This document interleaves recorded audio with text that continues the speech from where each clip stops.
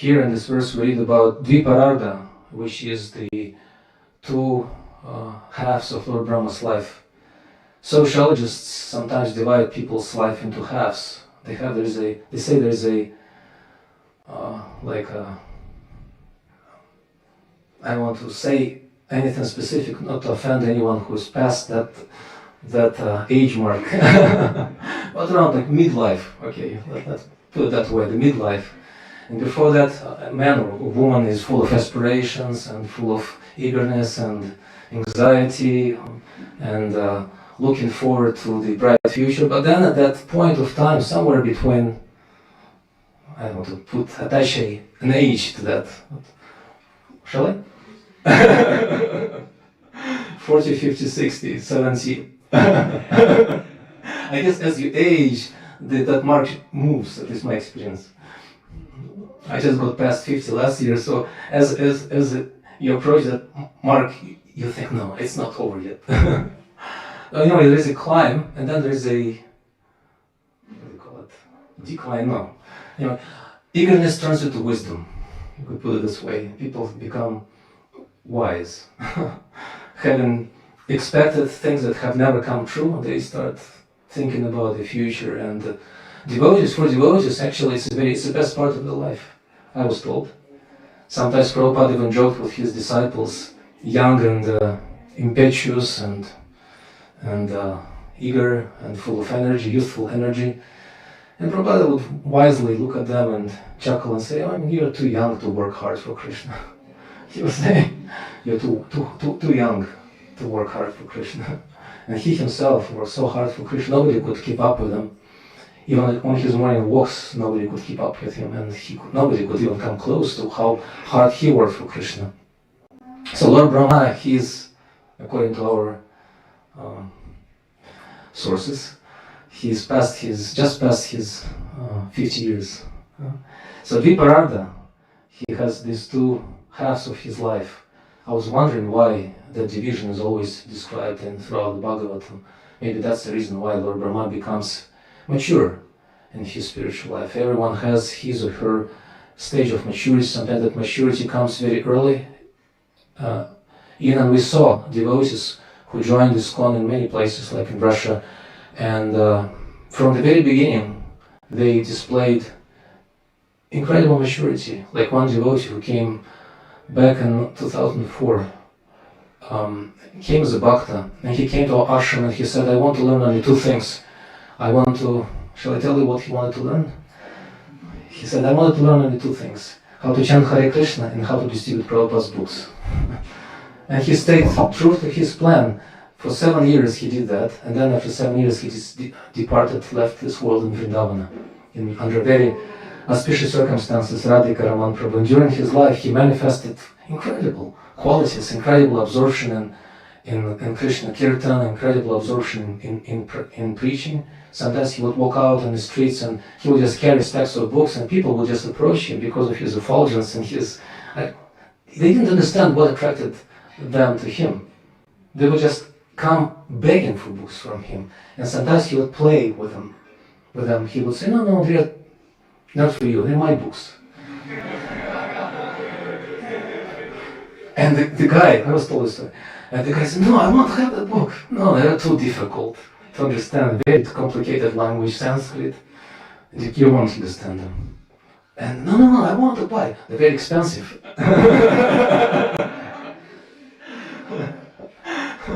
And the story goes, the man, out of his eagerness to get the book, he just got inspired by that devotee. He snatched the book out of his hands and he thrust a bunch of banknotes into Radhika Raman's hands, and he ran away.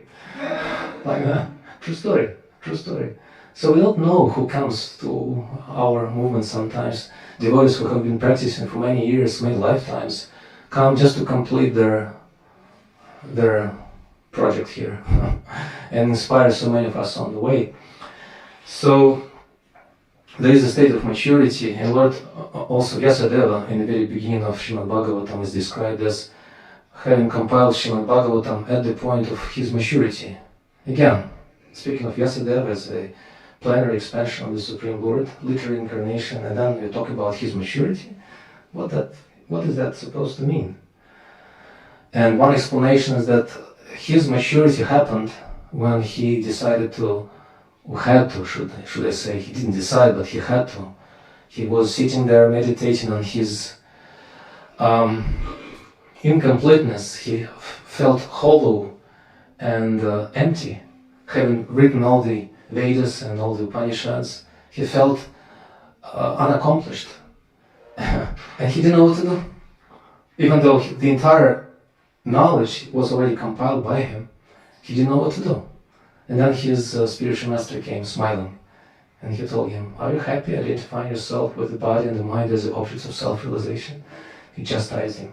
And when he decided to surrender to his spiritual master's instructions, Narada Muni, and the complete truth and the source of his satisfaction and fulfillment became revealed to him in his meditation in the 7th chapter on the 1st canto. So we could say, applying Vyasadev's example to our lives, our spiritual maturity happens when we become determined to follow the instructions of the spiritual master. That's when our devotional service bears fruit. Maturity means when the tree bears fruit. Like I'm going to New Govardhan, and usually around that time of the year, in February, January, they have mango trees full of fruits. So that's you could say, the stage of maturity of the farm, at least of the mango trees. In the same way, our devotional service bears fruit that can be relished by Krishna and devotees and living entities in general when we decide to, or manage, succeed in surrendering ourselves to the instructions of the spiritual master. Prabhupada even explains in the 4th canto of Srimad Bhagavatam that the determination to stick, and that's the word he used, stick to the instructions of the spiritual master is tantamount. He used that word. Tantamount means completely equal in all respects to seeing the Supreme Personality of Godhead face to face. That's how you see him. And he continues to explain, it's not that the Supreme Personality of Godhead is somewhere in the bushes of Vrindavana. You cannot see them. He is not there for you to see. But when you follow the instructions of the spiritual master, there and then you will be able to see the Supreme Personality by the face to face. There is no difference in essence between these two conditions, seeing the Lord and following the instructions of the spiritual master. Actually, the Lord becomes eager to see you, as we were told by Srila Bhaktisiddhanta Saraswati Thakur, and his words were repeated by Srila Prabhupada over and over again. So that's why, going back to where we started, devotee feels helpless. No, actually not helpless. It's not the right word. Hopeless. Not help. But he understands that there is help. I'm hopeless to attain anything tangible in devotional service by my own efforts. As Rupa Goswami says, actually all three of them, Krishnadas Kaviraj Goswami, Rupa Goswami, Sanatana Goswami, there is a wonderful prayer which they offer. I wonder if that prayer was actually meant for public display, because it's something very private. But Krishna is very eager to reveal the glories of his devotees, and sometimes he reveals their private inner thoughts, so they could glorify his devotees even further. So they write Prema Shravana Bhakti Rapyava Yogot Havai Vaishnavu, etc. They say that I don't have prema, and then I don't have any Shravanadi Bhakti sadhana. I cannot even do it properly, because sadhana is supposed to bring prema as a vehicle for prema, but I cannot do it properly. Shravanadi Bhakti. Like every morning after Mangalarati, we chant that verse from Chaitanya Charitamrita. Shravana Kirtan. Just keep in mind. Yeah, Bhakujanma. Yeah. That we may chant for many years, but still, if we commit offenses, we will not attain prema dhana, the wealth of prema. So Rupa Goswami says, I don't have any even accomplishments in sadhana bhakti. Also, I don't have yogyata or eligibility for being a Vaishnava, means faith. I don't have that faith, that transcendental faith to become a Vaishnava. And then the next line he says, I don't have knowledge, I don't have any Shubha karma, I don't have any pious activities. And also I don't have any favorable birth, says Rupa Goswami, who was born as a Karnataka Saraswati Brahmana. I don't have anything. What do you have? And then he says, Hina Tvardika Tzadiki. The only thing I have is that faith, the hope, the aspiration, which is Ashedi Mula Sati, means you cannot uproot it from my heart. It's unaprootable. What is that hope? Because the hope is that you, my Lord, you are known as Hinarthadika Sadiki. You are the one who gives the most precious things to the most wretched people. And that's me. And that hope that you can and probably will give me that most desirable thing just because I don't deserve it, but I really want it. That hope burns my heart because even that hope is not mine. Somebody gave it to me. Who is that somebody? It's Srila Prabhupada, in our case. Because he just gave freely to everyone. And if you give this, you give everything. Because if you give that hope and faith in Krishna as the most merciful, the most munificent and the most compassionate Lord, not because we deserve his compassion, but because Srila Prabhupada asked for his compassion upon us, then we have hope. And that's why Uddhava, when he concludes again his discussion with Lord Krishna towards the end of the 11th canto of Srimad Bhagavatam, he says speaks a very important verse which ties up our discussion so far with this verse today. He says, Naivo payati upachitim kavayota vesha. He says, my Lord, great transcendental poets and kavis, thinkers and munis, they cannot express their indebtedness to you, even if they live for Dviparada, for the life of Brahma. They cannot express how they are indebted to you, how grateful they are to you, for one simple reason. They say, and also the next line, he says, Brahma Yushapi, yeah, if they live for 100 years of Lord Brahma, Kritam Rita Udam Smaranta, they remember, and that remembrance increases their gratitude to you over and over again, more and more. What is that? What are they so grateful for? He says, Acharya Chaitya Vapushe, Sva Gatim Yanakti. They are grateful to you for one simple, maybe not so simple thing, because you have revealed yourself, or manifested yourself in their lives in two forms. One is Chaitya, Guru, the Supreme Personality of Godhead as Paramatma in the heart. Another one is Acharya from within, from without, externally, as the Supreme Personality of Godhead in the heart, and as the spiritual master from without. So these two forms of yours combinedly create great gratitude and appreciation, indebtedness in their hearts. And they cannot express their gratitude to you even if they live 100 years of Lord Brahma's life, like that. So, as they say, count your blessings. We cannot. We don't have enough fingers to count. Even if you use toes, we cannot count the blessing that we get from Srila Prabhupada. And the verse also made me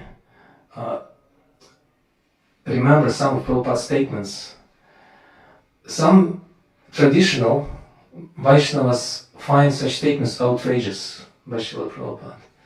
And Prabhupada wasn't afraid to create outrage in some of his contemporaries, traditional Brahmanas and even Vaishnavas, even his own god brothers. Not just by statements, because statements are very easy to make. But Prabhupada backed them up with the success stories of his disciples. Like, for instance, he says, it's a very well-known fact that one cannot attain the Supreme Personality of Godhead or perfection of one's spiritual life in one lifetime. It's impossible. Simply, it's impossible. Vishwanath Chakravarti Thakur explains that the quickest it gets is 3 lives.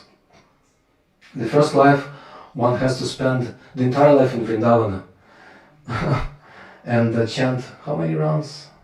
64 minimum. It's like the minimum, the bare minimum. Cannot get smaller than that. And never leave Vrindavan, even during the cold or hot seasons. Stay there, live on bhiksha, means alms, and chant And that's all. Never leave Vrindavan. You die in Vrindavan, then what? You take birth in Vrindavan again. As a local resident. Who are naturally attached to Krishna. Srila Prabhupada once was having a discussion with his disciples, and he emphasized how important it is to have a spiritual master and follow his instructions, or her instructions. And without that, one can never even have a hope to attain perfection of spiritual life. And then somebody asked me about Vrajavasis. What about Vrajavasis? Prabhupada said, no, Vrajavasis is a different story. They have Krishna as their spiritual master. It doesn't apply to them. So then you take birth again in Vrindavan and spend one lifetime as a, those kids at Govardhan, or they harass you when you go there, pulling your sleeves or pulling your sari or dhoti, ektaka, right? Those kind of kids, or those kind of Vrajavasis, they seem to be in poverty, seem to be in need, but actually if you look at them, they're much more complete and accomplished than most of us, at least I can say about myself. Once I was there walking on Govardhan Parikrama, and I deliberately didn't take any money with me. It's a life hack. You don't take any money with you, and then when they ask you, you say, I don't have any money. And I look at that pocket, and I turn it inside out, no, there's no money. And also here, no money, and here, no money. Okay, useless, and they walk away. Like that, so it's a way to get away from them. So I was walking like that, and I came to Radhakund, and those small children, girls and boys, they walk around with small blocks of Radhakund clay. So one girl came to me asking me, okay, take one for 10 rupees. And I don't have any money, nothing. And she looked at me with compassion. And she gave me one piece of that clay. Said, okay, take it, no money, just take. That was very embarrassing for me. Just take. You're so poor, you don't have any 10 rupees. Okay, just take. She might have done his mercy without any money. Like that. So you take birth like them. Live there, die there, and then what's next? Next is the universe where Lord Krishna manifests his pastimes. And you go to the universe where he is present and take part in his pastimes. And then that's the last birth in this material world. And I go with him. But look at what Srila Prabhupada says. I have a quote. It's a wonderful quote.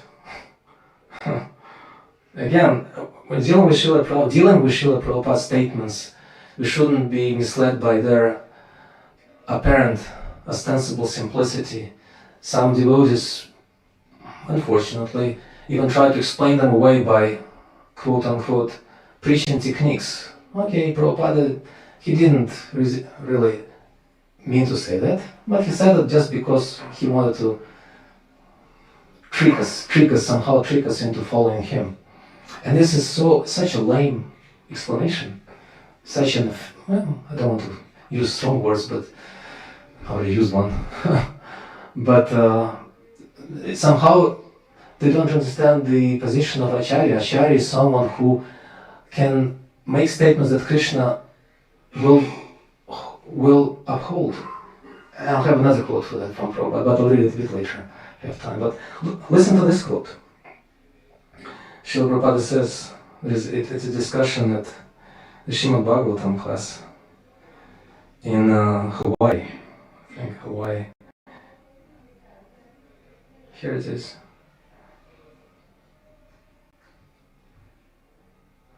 Just a second. Yeah, here it is. The whole devotee.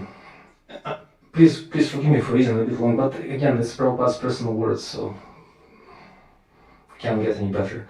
Devotee asks, Prabhupada, you said that devotees, after becoming fully pious, have to take another birth in the material world and in somewhere where Krishna is performing his pastimes before going back to Vaikuntha? Prabhupada says, there is no difference, because you approach Krishna. Tyakta deham punarjanma. He comes to me, Krishna, when he is there. Just like Krishna was on this planet to live with Krishna and to go to Goloka Vrindavan and to live with Krishna. There is no difference. Devotee continues, is this birth, and I'm so grateful to this devotee for asking this question, is this birth we have now considered in Krishna's pastimes? This Sankirtana movement is part of Lord Chaitanya's pastimes. It was a very tricky question. I mean, in a good sense. Exactly, Sanatana Goswami was asking Lord Chaitanya tricky questions. To get you right that in this age of Kali, the incarnation of Krishna is recognized by him being surrounded by devotees, Shavana Fisha Krishnam, golden color, and they're always chanting. Lord Chaitanya felt cornered by Sanatana Goswami. He said, okay, just give up your tricks, let's move on to Manvantara Avataras. So what Srila Prabhupada says when devotee asks, is this Sankirtana movement part of Lord Chaitanya's pastimes? Prabhupada, I don't follow. Sasrup Maharaj repeats the question, is this life, the present life, is this also being with Krishna's pastimes because Lord Chaitanya's Sankirtana movement is Krishna's pastimes? In other words, the implication of this question is, okay, the standard practice, the standard, you could say, trajectory is you take birth, as we explained, then you go to Vrindavan, chant for your entire life, 64 hours, no less than that. Then die, take birth again in Vrindavan, then die, provided you don't leave Vrindavan and go somewhere like to Australia to earn money. Because so many of them leave actually. They go to the West, go to America, or go to other parts of the world to earn money. So provided you don't do that, you stay in Vrindavan and you maintain your connection with Krishna. And then you take birth again in the universe where Lord Krishna performs his pastimes, and only then and there you'll be able to complete your spiritual life and go to the spiritual world. So that's the implication. And this devotee is asking, is this lifetime considered to be in Krishna's pastimes? Because Lord Chaitanya Mahaprabhu continues his lila, continues his Sankirtana movement. Srila Prabhupada writes in Chaitanya Charitamrita that one should never think that the Nitya Siddhas of Nitya liberated souls of Lord Chaitanya's personal companions were there 500 years ago, and they stayed there. No, he said. Was it Gaurangera Sangha Jnana Nitya Siddha Karimani? He quotes Narottam Das Thakur, and he says, anyone who takes part in Sankirtana movement, even to this day, is supposed to be considered a Nitya Siddha devotee, eternally liberated. You could add, as long as he takes part in that movement. So Prabhupada continues. He says, the question that was asked again for Prabhupada, so this Lord Chaitanya Sankirtana movement isn't Krishna's pastimes, because if it is, then that's the universe. That's the last universe. We're in Krishna's pastimes, in the universe where he performs his pastimes, and this is our last life, right? Very logical. And Prabhupada says, what do you think he says? Let me ask you to this question. What he should have said to be consistent. He said, yes. Yes. Twice he says, yes, yes. If you actually remain with Sankirtana, that means you are with Krishna. Therefore he is called Jivan Mukta Savuchyate. He is liberated even in his body. He is liberated because Krishna and Krishna's name is not different. Absolute. Abhinatvam Nama Naminaha. Nama Chitamani Krishnas. Anyway, he continues here. But that reminded me of Srila Bhaktisiddhanta Saraswati Thakur's statement. There is a nice book written of his conversations with intellectuals of his time. And one of those conversations, he speaks about two categories of devotees of Lord Chaitanya. One is called Gaura Bhakta, another one is called Gaura Sangha. So Gaura Bhakta is someone who worships Lord Chaitanya in his or her house, worshiping the deity of Lord Chaitanya, chants Hare Krishna. That's okay, it's very nice. But Gaura Sangha, he says, is someone who lives with the mood of Lord Chaitanya, separation. And because of that mood, she tries to give Lord Chaitanya to others. And that's the one who is liberated already. He's taken part in preaching, in other words. So that's why Prabhupada was so bold in promising to us. And now I can give you another quote. I think we'll conclude with this quote. We have 5 minutes. Maybe you'll have some comments or corrections, or you share some inspirations with everyone here, including myself. But this is what Prabhupada says. I have to confess, this is one of my favorite quotes, and I quote it all the time. And I want to continue quoting this quote by Srila Prabhupada in Mayapur in 1976. Srila Bhagavatam class, Prabhupada speaks on Prahlada Maharaja's teachings. And the Prahlada Maharaj just offered prayers to Lord Narasimhadeva, asking him to let him stay with his spiritual master's instructions. He said, I don't want to even go to the spiritual world. All I want to do is continue serving my spiritual master. Like that. So Prabhupada explains, therefore, he said, he means Prabhupada Maharaj, that tat britya rishi vakyam vritam vidhatam, rishi vakya. Even the devotee or the servant of Krishna says something, even if it's wrong, Krishna upholds this. Again, think about Radha Gopinath. It's wrong. Actually, it's an offense on the part of the Acharya or spiritual master to entrust Krishna in the hands of a unqualified disciple, because then he's also an accomplice to that offense. He's complicit in that offense that his disciples will commit. But Prabhupada his compassion was beyond that standard principle. So Prabhupada says here, even if a devotee or servant of Krishna says something, even if it's wrong, Krishna upholds this. So even if it's wrongly done, still Krishna fulfills, because he thinks that, well, my servant has promised, it must be fulfilled. Must be fulfilled. Therefore, Prahlada Maharaj in the previous verse, he has said, Tava Britya Parshva. So to serve the servant of Krishna is better than to serve Krishna directly. Because if the servant of Krishna promises something, now this is the punchline here.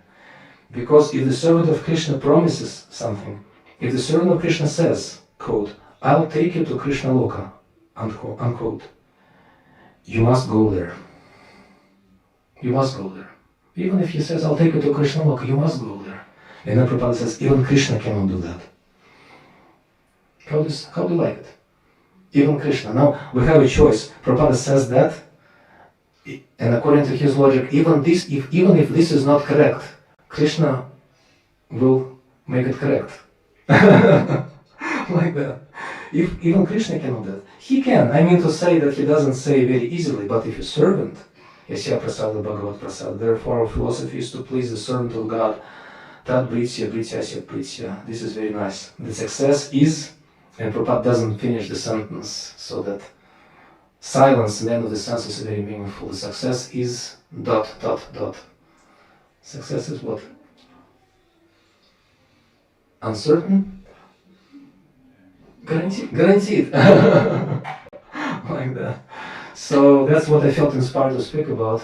Having read that verse, I was thinking about how these devotees, worshippers of Hiranyagarbha, have to spend so much time in this material universe waiting for their deliverance. Even that is not guaranteed and not certain.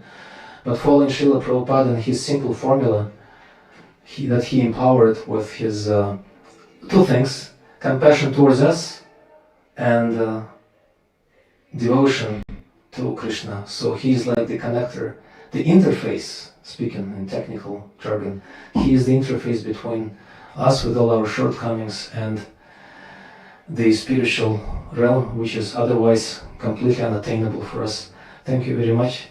And today is a very auspicious day, beginning of Kartika Vrata, and today we celebrate the attainment of unattainable gifts or results, exemplified by Mother Yashoda, who caught Krishna and bound him despite all obstacles and impossibilities, and despite Krishna's being completely unattainable by yogis and munis and rishis. Thank you so much. I think we have to finish. We have 1 minute before Shimla Arati, right? Before Giti greeting. Thank you very much for this opportunity to be of some service. And please forgive me if I haven't said something up to your liking or inspiration. Hare Krishna, Srila Prabhupada ki jai, Grantha Srimad Bhagavatam ki jai, Gaura Premanandi.